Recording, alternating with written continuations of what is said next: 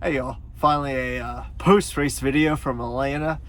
Man, that was shockingly, that was some good, just fun racing there at the end. The last 50 laps there were Ross and Josh Berry and Blaney and Austin Cindric. They were just swapping the lead and kind of just pushing each other back and forth. Just some good hard racing there, and all the way up into that caution with Blaney getting spun.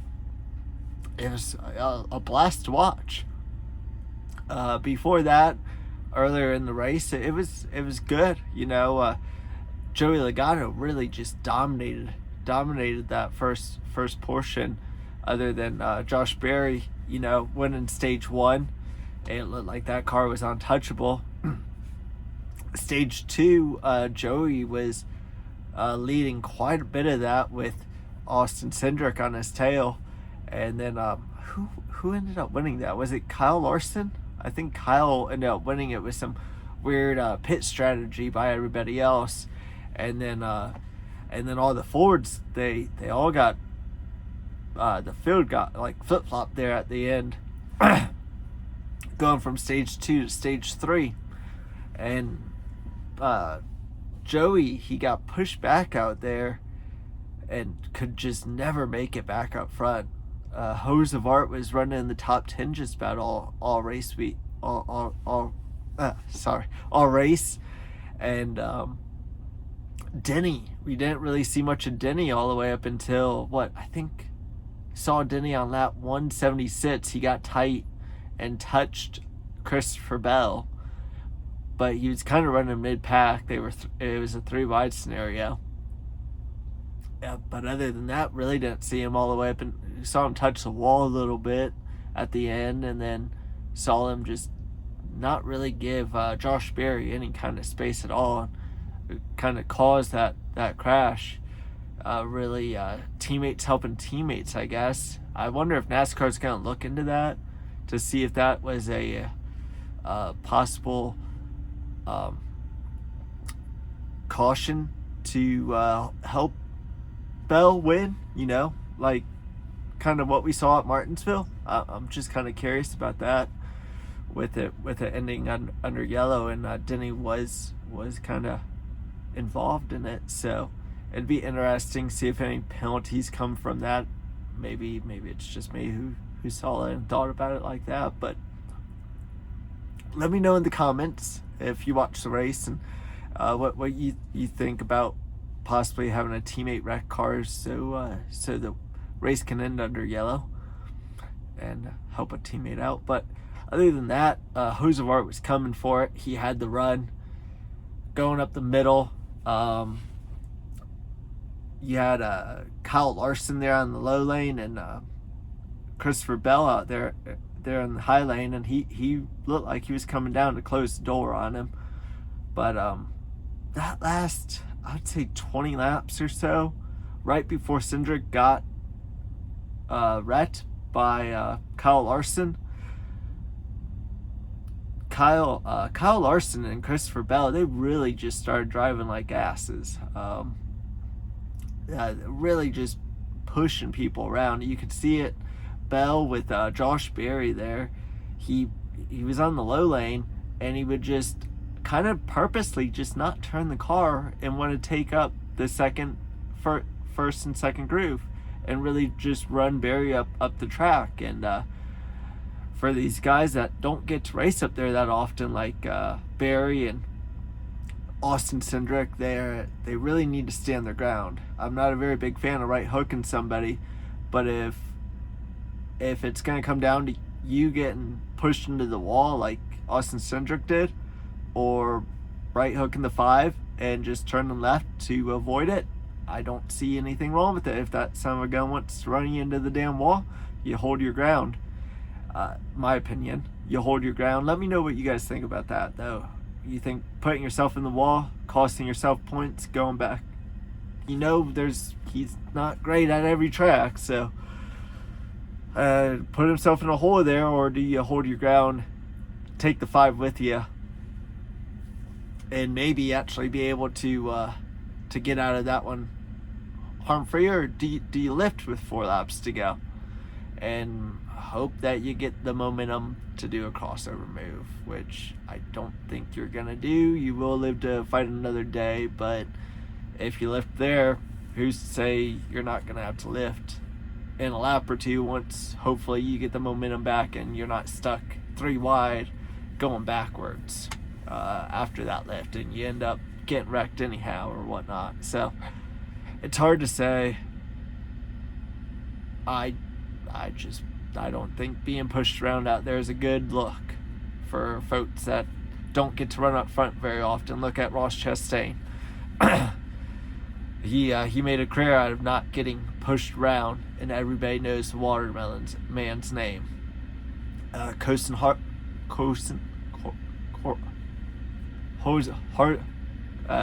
77, Corson Harzwart. I am not pronouncing that correctly. He's making a name for himself of being aggressive, making bad moves. But my opinion, could have been a little bit cleaner there. Got excited at the end of the race. He could sniff the lead and going for it. I think I saw Recky up there too. Recky was doing pretty good. That was wow. Sorry, I'm losing my voice a little bit. I think some allergies are getting to me. And then my heater in the truck just turned on because it's a little nippy up here in Tennessee. But just a fun race, honestly.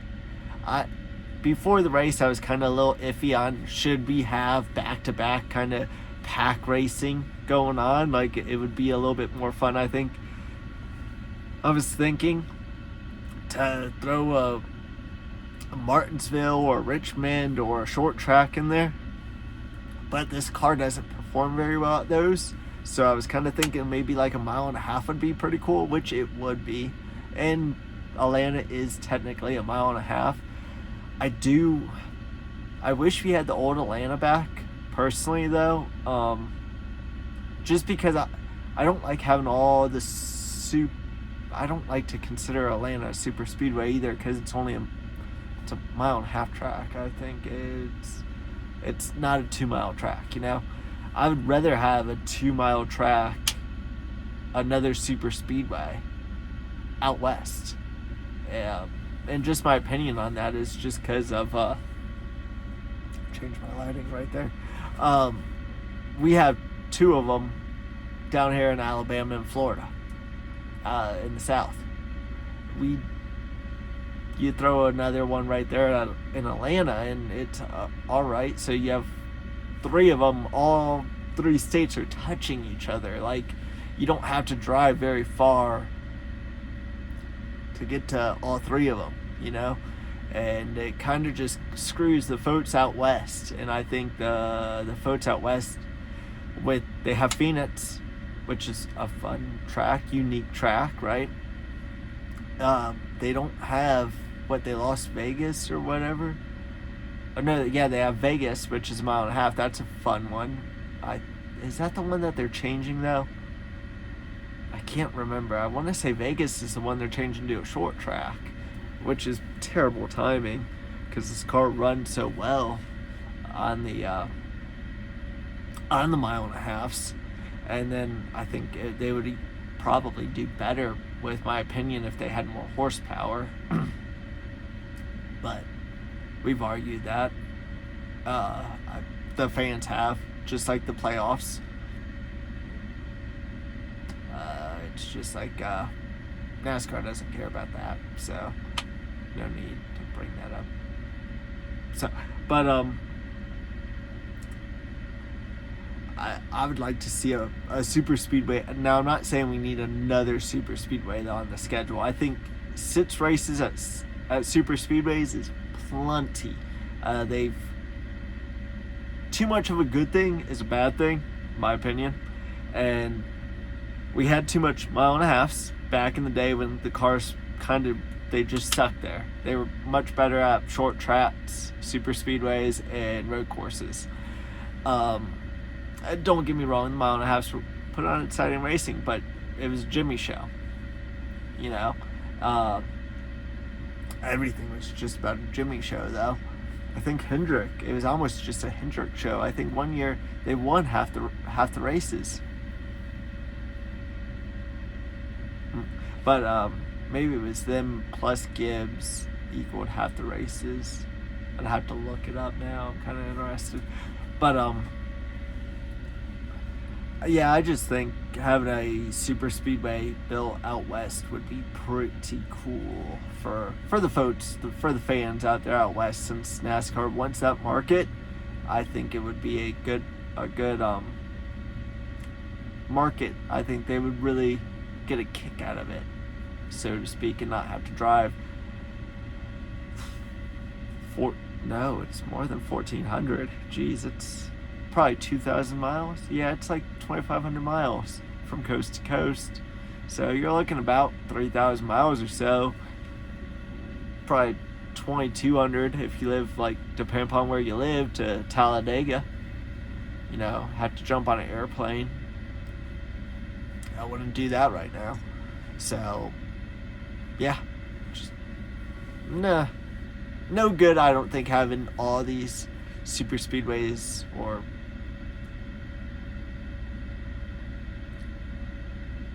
pack racing tracks together. But I do like what Atlanta gave us. It did remind me of Atlanta traffic, and it was fun to watch. It was quite pleasing to, I was entertained. So I think that's about it. Bummer for, I think, Chase Elliott got in 2 crashes. Ty Gibbs got in 2 crashes. Not sure what happened to Ty Dillon. That one slipped me. Yeah, super bummer for JJ Yaley. Man, not making the 500 and then just kind of just getting involved in that one. I hate it for that team, and it costs a lot of money for things like that. They would have probably made some decent money after all the ruts if they could have made it through. So, just big bummer. Hate it for Brad. Who else? Yeah, Daniel Suarez.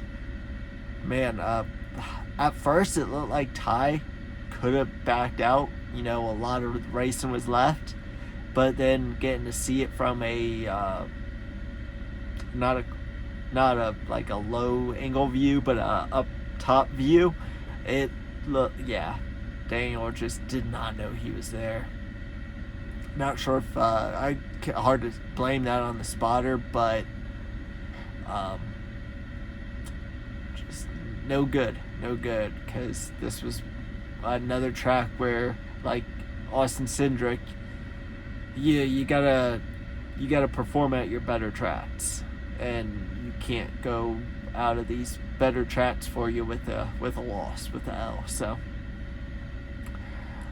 not a good way to start off the year by digging yourself a big old hole. So I think guys like Brad and them, they've dug themselves a pretty big hole, which we always get to see at the start of the year. Folks digging a big old hole and have to dig their way on out. Well, that's about it, y'all. So like and subscribe. I appreciate it. Catch y'all later.